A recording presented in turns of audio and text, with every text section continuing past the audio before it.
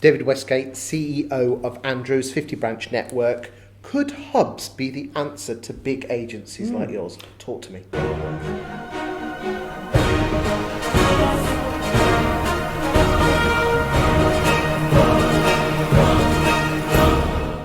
That's a great question, Chris. I think that it's certainly something that we've had a look at, something we've been watching very, very carefully, particularly with what's happened to Humberts, for example.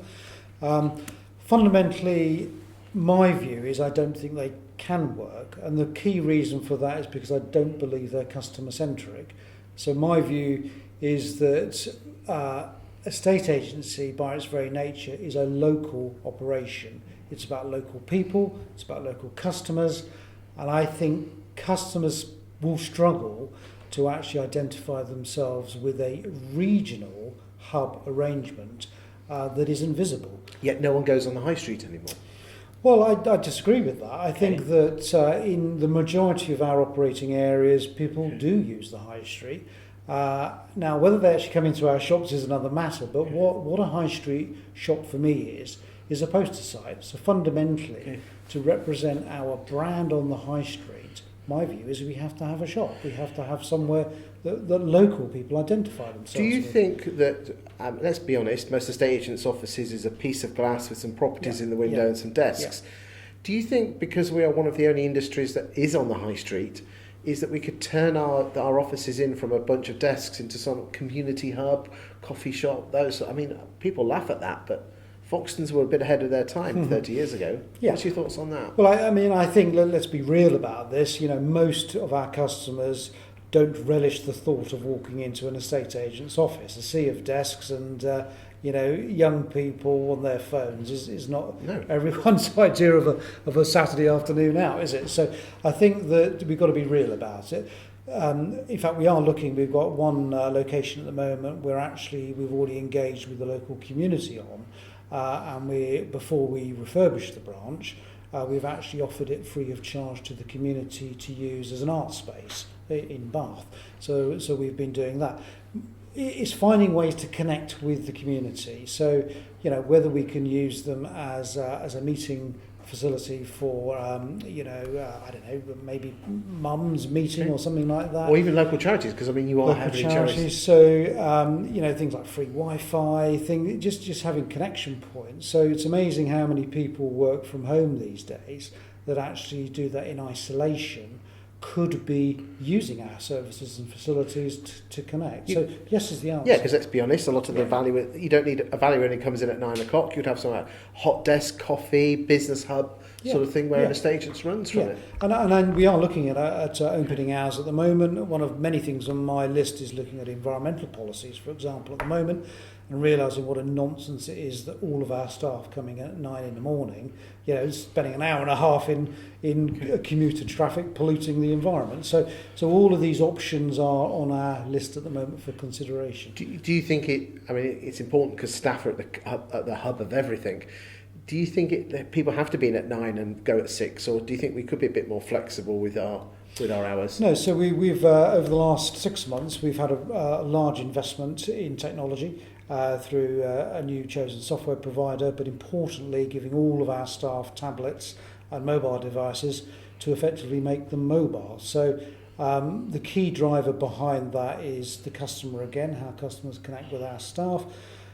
But that doesn't mean we have to work 9 till 6. And of course the irony here is we've created a business that works 9 till 6, which isn't what the customer wants. The customer is at work. So we have to be far more agile, far more flexible in our approach. Do you think we as an industry should be a bit more flexible? And, if a millennial wants to start at 12 o'clock at lunchtime, as long as it's all planned, and work through till, say, 7 or 8, because you're more likely to get hold of someone at 7 or 8 than you are at 2 o'clock in the afternoon. Yes, you and I have been around forever in this industry, and times have changed, haven't they? And I confess I struggle with the notion of home working, for example, but I'm told, and all the stats tell us, that the productivity is substantially goes through the roof. Higher. So I think some of the old ways have to be challenged, and in terms of attracting staff and retaining staff, I think it's really, really important to look at this. Well, that comes back down to good area managers and branch managers for accountability, because if people know they're going to be... Yeah. Well, and I think that's one of our issues actually, is that some of the older staff in our industry at more senior levels actually struggle with this notion of flexible and agile working. So that's a cultural issue. And how are you getting over that? Well, so we one of our internal committees has already met actually to talk about the opening hours and look at how we attract flexible workers. We don't actually have a solution at the moment, but it's definitely on our radar. I mean, do you in America, estate agents are more part-time, and almost part-time mums selling houses at the school gate. Do you think the industry could be going in that direction? I know there's the self-employed model, which we touched on previously. Yeah. Do you think that could be an option? Well, I mean, local property experts are the obvious example of that. I think that the setup in, the States, Australia, New Zealand, in terms of being a realtor and having a licence arrangement, are actually fundamentally quite different to how the UK operate. But again, it's a cultural issue. So I think that one of our challenges goes right back to our local brand, local representation, and how people identify themselves with that brand.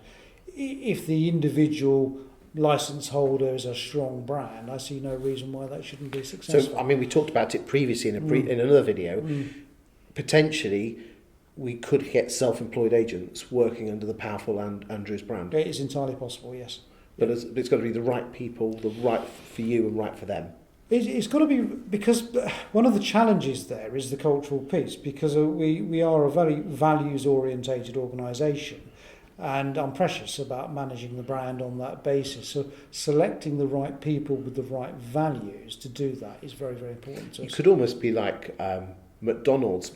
McDonald's always go to the franchise shows and try and sell McDonald's franchises, but the only people that can end up actually buying them are people that work for McDonald's. Yes, that's right. So probably you're more likely to get the people with the great values from within. We could do, and people's lives change as well, don't they? Their personal circumstances change. They might go and have a child and decide they only want to come back part-time, for example, male or female, and there might be opportunities around that. I mean, like you say, it doesn't matter that someone's in at 9 and go at 6, no. as long as they offer a great service, get the house sold for what the client wants. It doesn't really matter whether they're self-employed. Yes. As long as they're meeting your values, the customer's what the customer wants. Absolutely. And conversely on that, in the rental side of the business, if we've got a repair and maintenance issue that occurs at 11 o'clock on a Sunday evening, we need to be able to facilitate that as well. But the brilliant thing about technology is mobile and everything. It works. Yeah. Thank you for your time today. Great. Pleasure. Cheers.